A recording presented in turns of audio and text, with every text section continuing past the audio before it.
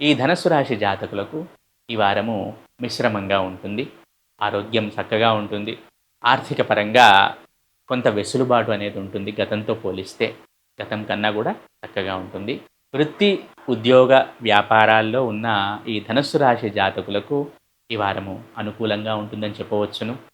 వ్యాపార రంగంలో ఉన్నవారికి గతంతో పోలిస్తే ఈ వారం చక్కగా ఉంటుంది. వృత్తి ఉద్యోగాల్లో ఉన్నవారికి ఎప్పటిలాగానే ఉంటుంది. ఏదైనా కొత్త ప్రయత్నాలుంటే చేసుకోండి. ఉద్యోగ ప్రయత్నాలు. అప్‌స్కిల్ అవ్వండి. ధనస్సు రాశి జాతకులకు నేను ఎప్పుడు చెప్తుంటాను ధనస్సు రాశి జాతకులకు. అప్‌స్కిల్ అవ్వండి. కొత్త ఆపర్చునిటీస్‌కి ట్రై చేయండి. ఇది సమయము. కాబట్టి ఈ ఉద్యోగంలో ఉన్న ధనస్సు రాశి జాతకులకు అప్‌స్కిల్ అవ్వటం సూచించడమైనది.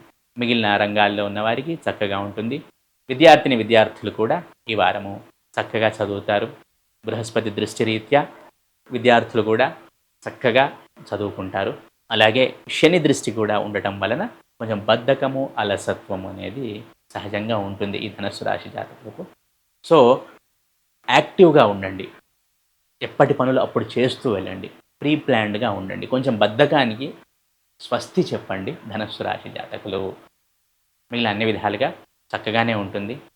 ఆర్థికంగా కూడా గతంతో పోలిస్తే బెటర్‌మెంట్ అనేది ఖచ్చితంగా కనబడుతుంది. ఈ వారము ధనస్సు రాశి జాతకులకు ముఖ్యంగా కుటుంబ సభ్యుల మధ్య ఆందోళనకరమైన వాతావరణం అనేది తగ్గుతుంది.